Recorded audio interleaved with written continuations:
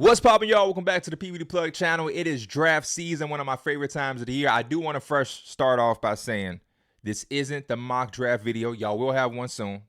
Don't worry, y'all will have one soon. But there are some things around this draft that I do want to speak on specifically. So I was like, I might as well just make a video. I haven't talked about the draft at all thus far because my Knicks are playing. And even when the draft lottery happened, I believe that's the game we got destroyed against the Indiana Pacers. So I'm not used to my team being this far in the playoffs and playing this late. So usually once the draft stuff starts to kind of get going, I'm locked in. You hear from me immediately. But my team is still playing, so bear with me a little bit. A couple of things that I do want to talk about, and I'll start off first. The Hawks won the lottery, right?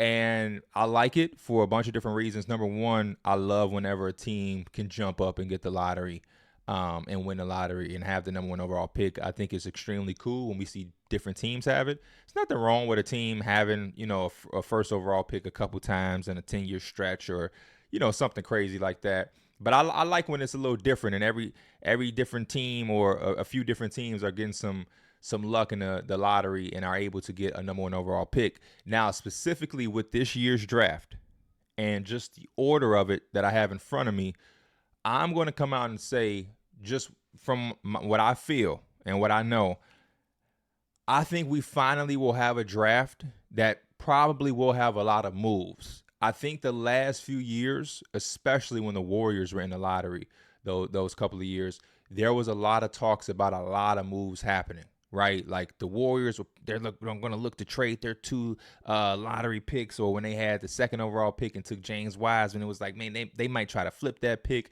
It was also the year where the Timberwolves were going to try to trade the number one. We've had a lot of different talks about draft picks being traded, and I feel like every time draft night comes, we expect this avalanche of different moves to happen, and we've had some. I don't want to act like we haven't had any, but we just didn't have the ones that we were predicting and thinking of, like the number one, number two. We haven't had those.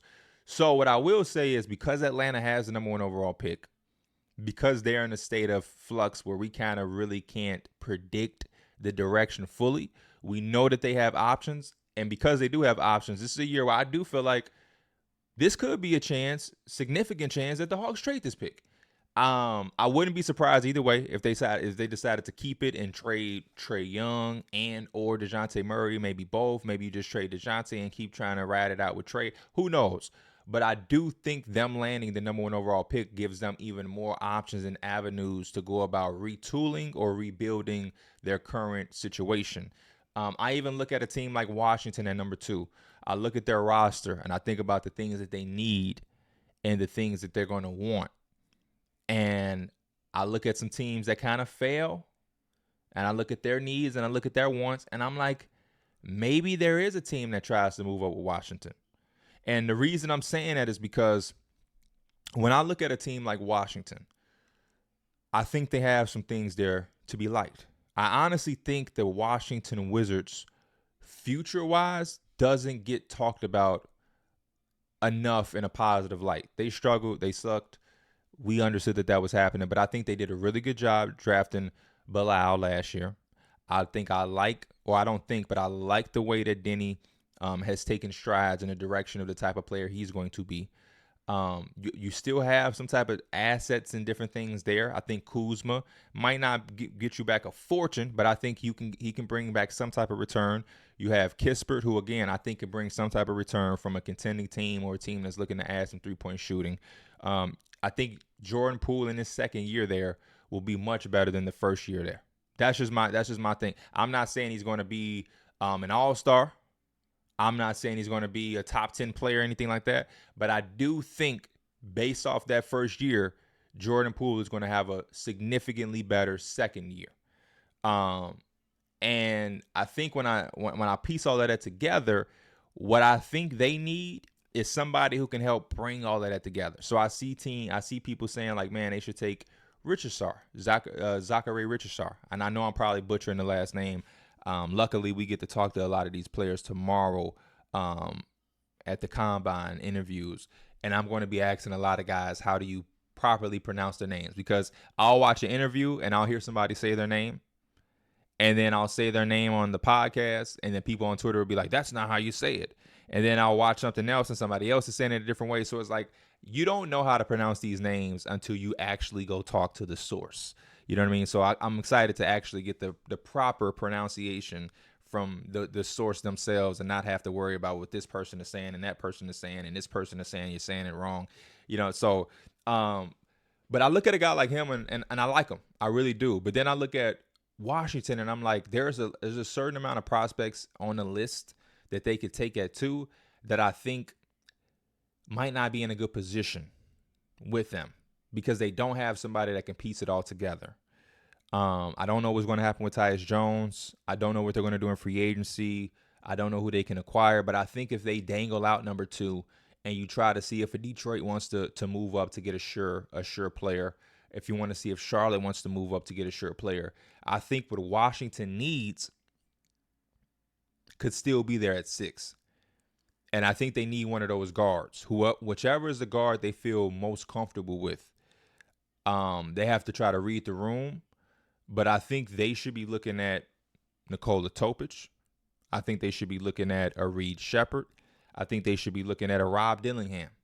You know what I mean? And I think that is the kind of route they want to go. They should be looking for somebody who can come in and offensively give them some type of structure or punch. You know what I'm saying? Some structure or some punch.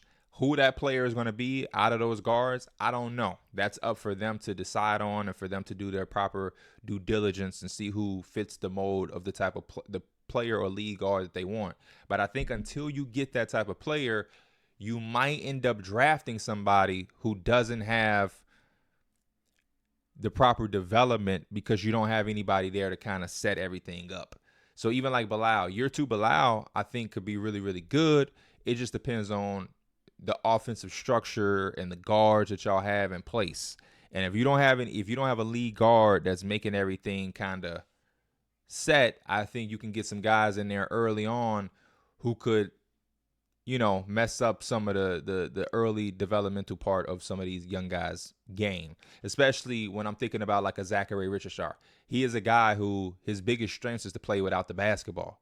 So you're going to need somebody that's able to get him the basketball. If he goes to Washington, I'm not saying it's a foregone conclusion that he won't be on anything or he can't have success, but it's hard for me to picture how his success is when you don't have an offensive identity or structure for somebody who's as good as him off ball, if that makes sense. So like when I think about prospects and I'm trying to figure out the fits for them to really bring out the best in them and put them in a position to succeed early, Zachary Richardson, Washington isn't on like the top teams for me that he could go and like get off to a really good start. I more so look at a team like Detroit for him. Like if Detroit had number 2 and they can get Richardson, I think that would be perfect. You have a Cade Cunningham there. They need 3-point shooting. And you also have Ivy. I don't know what the Pistons are going to do with Ivy. You know what I mean? Like they're going to trade him, keep him, whatever.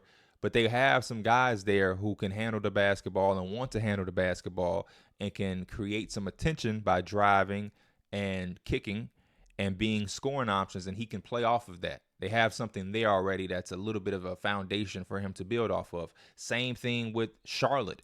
If Charlotte had number 2, you have a LaMelo already. You have a Brandon Miller. You throw in a Zachary Richardson, and he's able to now play off of those guys for their drive and kicks, or when they have to command 2 or any of that, him being able to do off-ball actions. I think that allows those other guys to really be able to do their thing. But if you don't have a lead guard or somebody who can create shots for him, I think he's going to have a tough rookie season. I also look at the same thing with a prospect like Reed Shepherd. I know a lot of people have a lot of mixed feelings on Reed Shepherd. Is he the traditional top 5 pick? Is he the sexy highlight reel guy? No.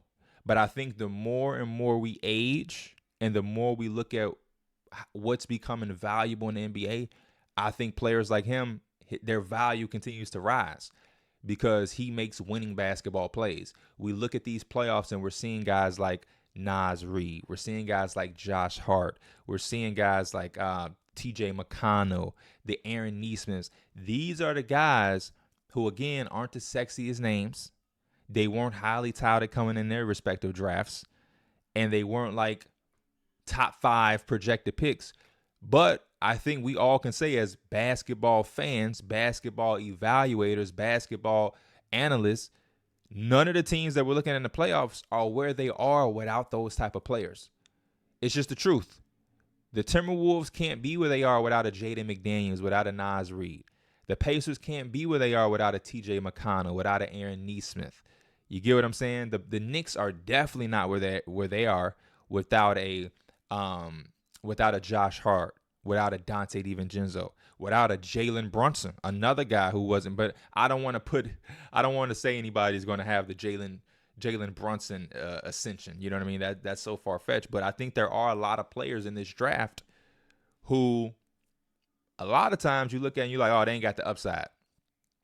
They don't have the sexy upside of leading the league in scoring or being the face of a franchise or selling jerseys or anything like that.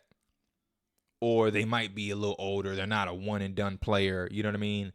But I think if you look around the NBA right now, outside of the stars, or even when you have the stars, you're not going anywhere without the proper role players. You're just not. And the value of role players are going up so much that at this point you have to really go out and draft them. You really do. I think back in the day, and this is not like a fact thing, I'm literally talking off the top of my brain. But I think back in the day, the idea was to go out in free agency throughout the trade market or anything when somebody becomes unhappy. The route was to go and get your star that way. If you didn't draft your guy, then you wouldn't free agency to go sign him, like the Magic when they were able to sign Tracy McGrady, or you go out and you try to trade for him, like the Sonics did when they got Ray Allen from the Bucks, or different things. Like, there's so many different examples of teams signing or trading guys that become their guy.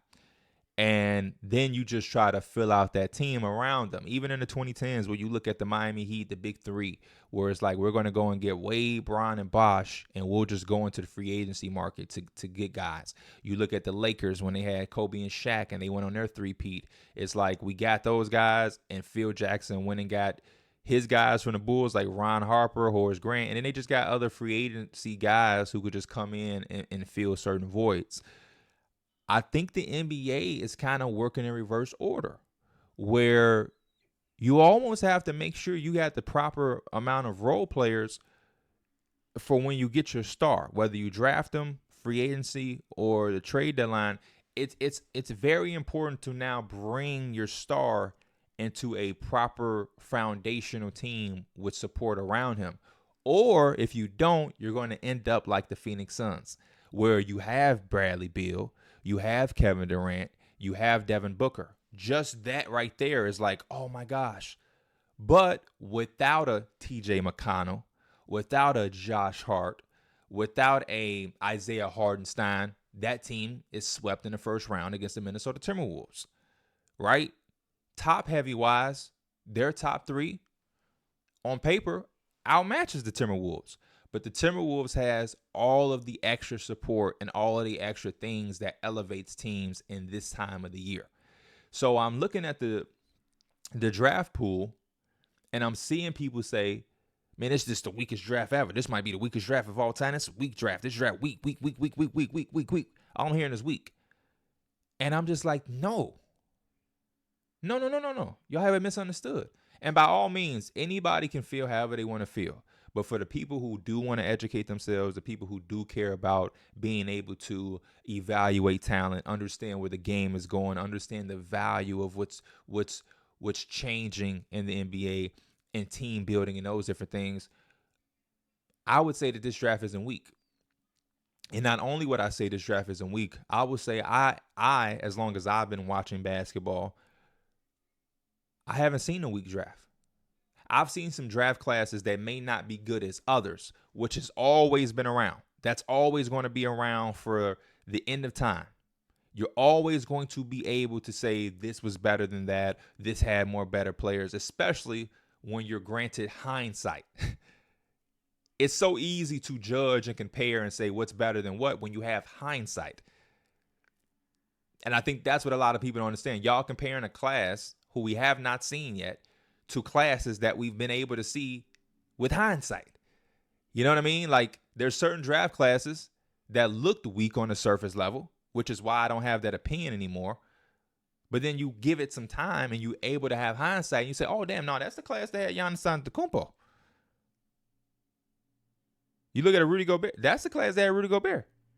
That's the class that had Pascal Siakam at the back of. That's the class that had Draymond Green in the second round. That's the class that had Jalen Brunson in the second round. That's the class Fred VanVleet went undrafted in. And then when you start to understand it, it's like, oh, you shouldn't judge so fast. Give things some time. But also with that, a draft class shouldn't be, just my opinion, a draft class shouldn't be classified as weak because you're not able to see the talent. And I think that's what it's becoming to. I've had some back and forths with guys on Twitter, and some people are trying to say the draft class is weak. And I think based off the things that they were saying, it's because there isn't a Wemby.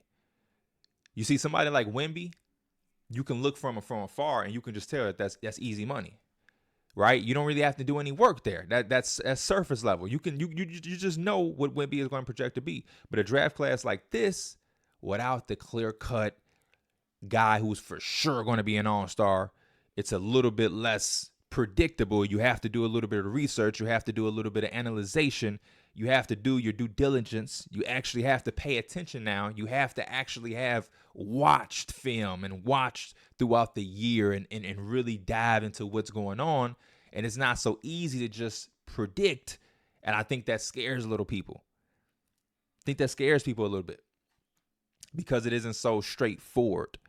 And that, to me, is the beauty of the draft, right? Because anybody who knows draft, anybody who's covered the draft, anybody who gave two shits about the draft, listen, the biggest mistake you're going to have if you're trying to be in the draft from an evaluating standpoint, from an analyzation standpoint, from just a fan standpoint, but you want to be into it a little bit more, your first mistake would be to try to predict everything.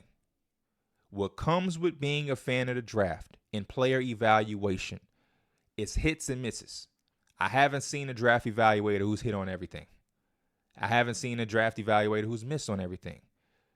A lot of this stuff is out of our hands. All of these guys that are in the draft to some degree can play. That's why they're in the draft. Anybody can't be in the draft. Anybody can't be a draft prospect. You can't just wake up one day and be a draft prospect.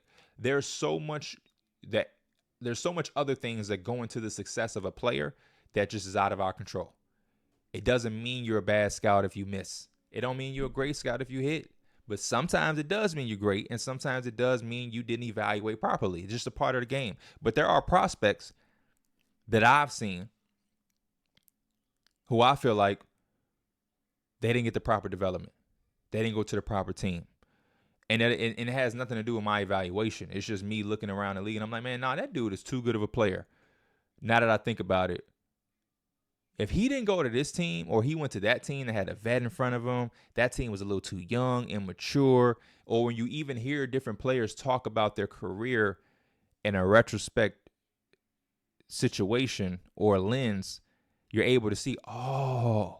And that's the one thing that's good about today's world with social media and all of these different platforms where you can hear a Michael Beasley do an interview and open up about his career.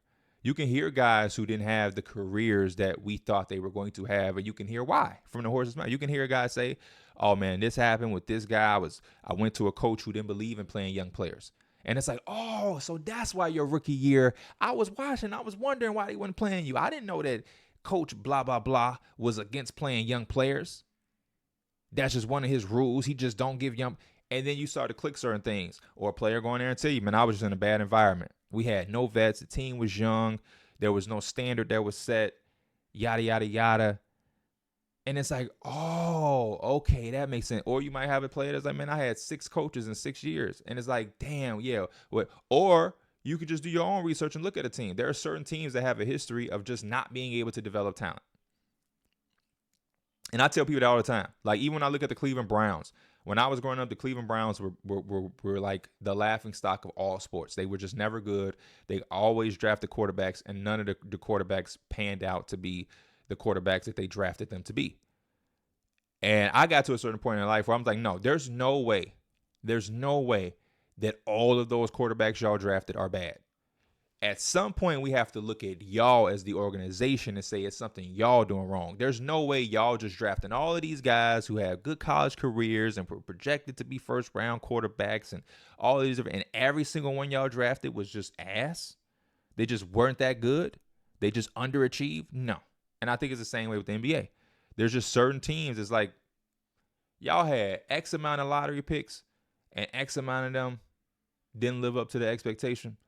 At what point do we start to take y'all as a common denominator instead of saying, man, this player's a bust, this player's a bust, this player's a bust. Remember him? He was a bust. It's like, nah, I got to start looking at the people who are drafting and responsible for developing the talent. So that's why my perspective on this draft is let's not call things weak.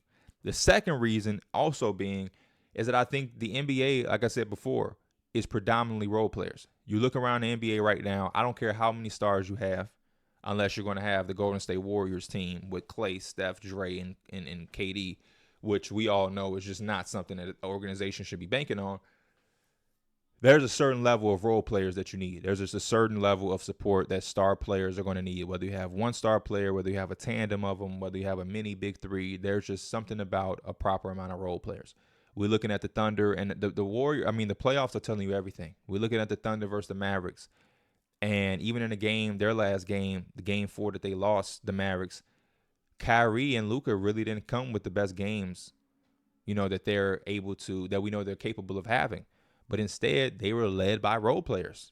PJ Washington has been like one of the most important factors, if not the most important factor of them being in a series 2-2 with the number 1 seeded Thunder.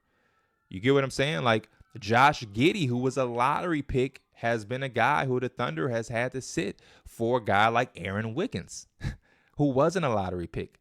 I don't even think Aaron Wiggins was drafted out of Maryland, if my memory serves me correct. Or if when Josh Giddey sits, then you have Isaiah Joe, who was a second-round pick that I felt the 76ers fumbled on. I thought he was one of my guys that I was saying was a steal. He's a steal. The Sixers are going to love him. He's exactly what the Sixers need with Ben Simmons and Embiid. He's going to be able to shoot the 3 ball. They dropped the ball on him, and then the Thunder came in and swooped up and made some magic.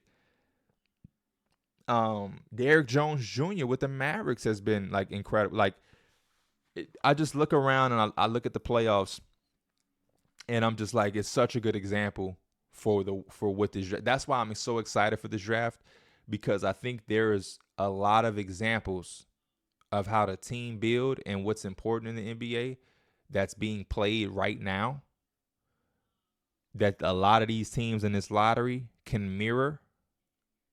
And I'm interested to see how they're going to pivot, how they're going to maneuver through this draft, some of these GMs, while we have good examples in front of us. You know what I mean? The Derek Whites of the world are important. So now that we know that, are we going to continue to allow Derek Whites to fall in the draft because he doesn't have upside that's going to be face of the franchise level? Or are the Derek White type players now are just going to be taken in the top 10 because it's like, we're not passing on this. We're not even going to try to take any chance on this passing. You get what I'm saying? Like, that's what I'm interested to see. I think we have a chance this year based on this draft and based on a lot of the teams and the position these teams are in. I'm looking at the Pistons, and I know a lot of Detroit Pistons fans wanted that number 1 overall pick. You should. I went on Twitter and quickly was like, they'll be okay. They're all right. First and foremost, I'm not going to feel sorry for a team that can't get the number 1 pick who just had it. You got Cade Cunningham. Y'all have had the number 1 pick with Cade Cunningham. I think Ivy was 5. Asar Thompson was 5. You have another 5th pick. Killian Hayes was 7.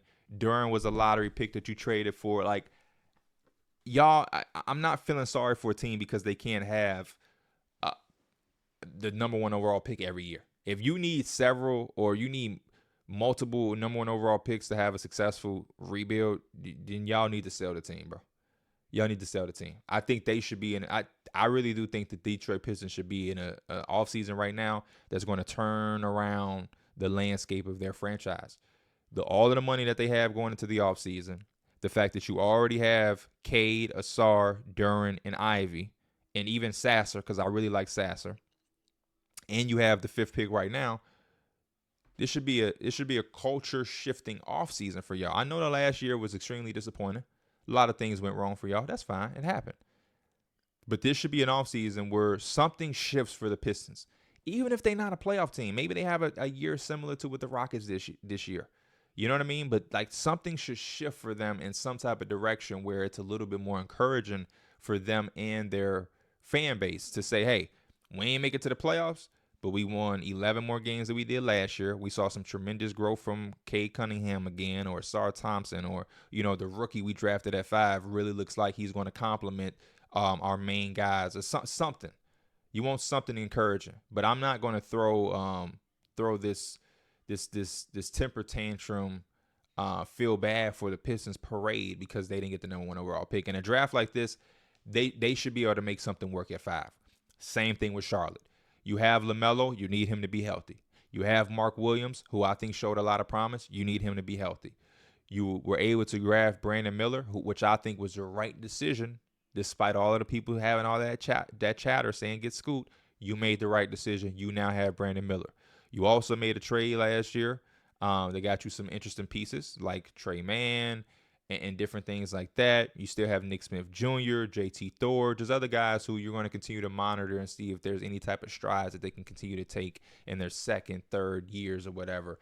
I think at 6, you can go get somebody who, again, may not have face of the franchise. He's going to be a perennial 9-time All-Star upside, but I do think you can get somebody who helps you win basketball games, which is what you need to be doing. I think you can get a Stephon Castle at 6, Charlotte, and he can be a guy who can come right in between LaMelo and Brandon Miller and do all the little things that are going to contribute to winning basketball. I think Stephon Castle could be the point of attack defender. He may be a guy who's going to go in there and get rebounds. He can be a guy who can play off of LaMelo. He can handle the ball. He's going to be able to cut, play in transition. And then you hope that his jump shot continues to take proper strides and at least be respectable, which I think it can be. And I think the energy and the winning mentality, the way he plays, the way he goes about his business, those are the type of players you need. And I think when you have teams like Detroit or Charlotte getting the number 1 pick, they're instantly not thinking about fitting the pieces to the puzzle. They're just thinking about taking the best talent, which will be Alex Sarr, which wouldn't be bad either for these teams. But I like the fact that these teams are going to be in spots where they can take pieces to fit their puzzle and actually get some continuity to start growing and changing the trajectory of their franchise. Team like San Antonio, having 4 and 8, I think is really good. We know Memphis is going to shop around their 9th pick. We already knew that, and then it just got confirmed. So that's going to be interesting. And then you have a team also like Houston at 3. I don't know what Houston is going to do.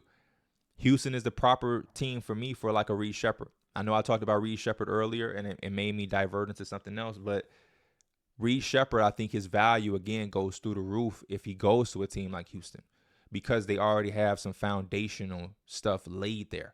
They have a head coach who's already put in cultural things that will not be not taken seriously. And what I mean by that is like Ime has set the tone by saying defense is going to be respected here. There's a certain level of defense and a certain level of intensity and a certain level of IQ is going to be required to play basketball for the Houston Rockets now. You don't have to be a lockdown defender. You don't have to be the greatest in the world. You don't have to be the smartest player. You don't have to be Chris Paul all of a sudden. But there's just certain things that was accepted here in Houston before I got here that we're not buying into. And you have Fred VanVleet there to help bring in that culture as a vet. You have Dylan Brooks. And then you also have mixed in are the young pieces. Şengün, Jabari, Jalen Green, Tari Eason, Amen Thompson, Cam Whitmore. You get what I'm saying? You have a lot of that. So there's a lot of foundation there. Where at 3, it's like you can bring in Reed Sheppard, and he don't have to come in and try to do too much. Reed Sheppard can go to the Houston Rockets, and he don't have to try to be the face of the franchise. He don't have to answer a bunch of questions from day one and put a franchise on his back. He don't have to be what the fans are coming in to see from day one. He can go there. He can play off of guys, and he can learn from vets like a Fred VanVleet on what it is to run a team, what it is to be a winning point guard, what it is to be able to play both sides of the basketball at an impactful level. He can go in and play off of a Şengün, right? He can play with and off of a Jalen Green because he can play with the ball and do pick and roll. He can catch and shoot. One of the best shooters in the draft. So I love that we have teams like that in the mix who can get a Reed Shepherd. You know what I mean? Because I think those type of situations drive up the value of players. The same thing I was alluding to with Charlotte and Stephon Castle. You have a LaMelo there already. You have a Brandon Miller there already. So Stephon Castle isn't walking through the door into a situation that is not fair to him because he's a good basketball player, but I don't project. And if anybody outdoes my projections, that's always a win. We don't project players and hope that I don't ever project a player to be a complimentary player and be like, "Ooh, please don't turn into a star because I want you to fit the projection I put on you." No, if any of these players can crush the projection or expectation that I set, I'm happy for them. I'm happy for them. But my evaluation says this draft is going to have a lot of complementary players. And a lot of these teams already have guys that they have already tried to build and are currently building up to be the face or the main players. And if you can bring in these guys to not have the pressure of trying to carry your franchise in day one, I think you can have something good going for you. You have LaMelo and Brandon Miller. So shit, if we draft Stephon Castle, he don't have to come in and answer questions of being the face of the franchise. Because I've seen some of these guys, like when Paolo got drafted, Paolo had to come in and answer questions like he's going to save the franchise. You know what I mean? Yeah, I'm here to take this franchise to the next level. When LaMelo was drafted by the Hornets, they were looking for that guy. You get what I'm saying? Cade Cunningham, they was looking for that guy. A lot of these guys are not going to walk into situations where it's like, shit, I'm coming to help Trae Young. You know what I'm saying? Washington, whoever they draft, it's gonna be a little tough. They're gonna be looking for a savior, somehow, some way. But the San Antonio Spurs, whoever they draft at 4 and 8, don't have to come in and be like, man, it's automatically, how you feel knowing you're gonna play with Wemby. And it's like, shit, I'm happy. I get to play with that dude. Oh, hell yeah, let's get it. Who else is it? Yeah, I don't look at this draft and see too many teams that are going to be drafting people who need to walk through the door expecting to be the savior of this team or the face of I'm the face. How are you going to save this franchise? Where are you going to take this franchise in 6 years? I don't think anybody has to walk through the door and answer those questions. Portland at 7, whoever they draft at 7, I don't think will be asked that question. I don't think they'll be asked that. I legitimately think the only situations you have like that is depending on what Atlanta does. You know what I mean? If they trade the pick, whoever they trade it to, it will matter for Sarr. Or if they trade everybody. If they're just trading everybody and they're going to a reboot, then yeah, Sarr is going to be looked in as the guy that they're pivoting into, and it'll be him and Jalen Johnson that they're going to move the direction into. But there's also a world or reality where they just draft him and they didn't trade anybody. And we're kind of just like, okay, they're going to start trading some other guys then. They're going to keep Young and DeJounte. I don't know. But I really look at the top 14, the lottery, and I think the only team that is going to be looking for the guy or a guy is the Wizards. And whoever they draft still may not get those questions. You know what I mean? It still may just be like whatever, But that's the only team that I could see where somebody can have the pressure of coming through and they're being like, man, Washington needs something. What are you going to do for them? But Washington is also in a situation where I think they'll be in the same type of conversation next year, where they're going to probably be trying to get Cooper Flagg, and they're going to probably try to get him to be the guy that answers the questions for them if he turns out to be the number one player in his class. So that's one of my favorite things about the draft. And real quick, because I know I've been going for 33 minutes, 34 minutes. Another thing that I really love is the back half of it. After the lottery, you have Portland at 7 and 14 with 2 picks in the lottery. You have San Antonio with 4 and 8 with 2 picks in the lottery. You have Memphis who's going to look to trade their pick. And then you have teams at the top, 1 through 3 could probably look to trade. The back half. Again, I think this class is filled with complementary players. Just looking at certain names in this draft that stand out to me. I mean, like Dalton Connect. He probably will be out of the top 7. He probably go from 8 to 12 or something like that. I think he's a really good one. But even further, outside of lottery projected guys that are like for sure lottery, Tristan Da Silva, I like as a complimentary guy for a team that's drafting outside of the lottery. Filipowski, you know what I mean? Depending on what situation he goes into. Devin Carter, Yves Missy from Baylor, Tyler Smith from the G League, Kevin McCullough from Kansas. Like, Kevin McCullough is the prototypical type of guy that I look at and I say, wow, he is not going to go in the lottery because he's older. He's a senior. He's played a lot of college basketball, right? He also had an injury to end the season. And there's going to be guys that obviously are projected higher. So I look at a Kevin McCullough, and whatever I'm looking at right now, they have him as ranked the 22nd best prospect. A team that drafts 22 is Phoenix Suns. You get what I'm saying? Like, the Phoenix Suns, like the back end or the late first round in the 20s are playoff teams who could get a Kevin McCullough. My Knicks are drafting at 24 and 25. I don't know if we keep both picks, but I'm sure we probably keep one, I would think. The Milwaukee Bucks are at 23. They don't have much wiggle room to go out and make moves. They could probably get somebody at 23 who can contribute. Look at Christian Brown when he got drafted by the Nuggets. His rookie year, he was contributing. Look at the playoffs right now. Cason Wallace, granted, he wasn't drafted in the 20s. He was a lottery pick, but he's contributing to a playoff team right now. Derek Lively is playing. He's a rotational player in the playoffs right now. Ben Shepherd, he wasn't a lottery pick. He plays minutes and contributes to the Indiana Pacers as a rookie in the playoffs. I don't know if it's anybody else that I'm missing or I'm not thinking about. My mind maybe going blank. But I think like those type of players are out there. That's a real thing. Ryan Dunn. Ryan Dunn, Jalen Tyson. Jalen Tyson is like one of my top 2 to 3 players that are on my Knicks dream board. I really think Jalen Tyson could be a rookie player who could contribute to a team in his rookie year. You know what I'm saying? I think Ryan Dunn could be able to be a decent enough defender out of the gate. Dylan Jones. Like, there's just so many guys in this draft that can be, their range is going to be all over the place and whatnot. Day'Ron Holmes. Like, there's just guys that I feel like can come in and they're going to be able to contribute as rookies. And you got to understand, when I say contributing, I don't mean that they need to average 11 points off the bench for them. But when I look at what Ben Shepherd is doing for the Pacers, to me, that's contributing. To me, that is contributing. When I look at what Cason Wallace is doing, to me, that is contributing. Being able to play playoff minutes as a rookie and like high level intense moments, to me, is superior. I'm looking at Ben Shepherd playoff. He's playing 18 minutes a game in the playoffs. He's played 11 games. He started no games, but he's playing almost 19 minutes a game. He's shooting 49% from the field, 47% from three. I mean, that's dope to me. And I think this draft has a lot more guys who can do that.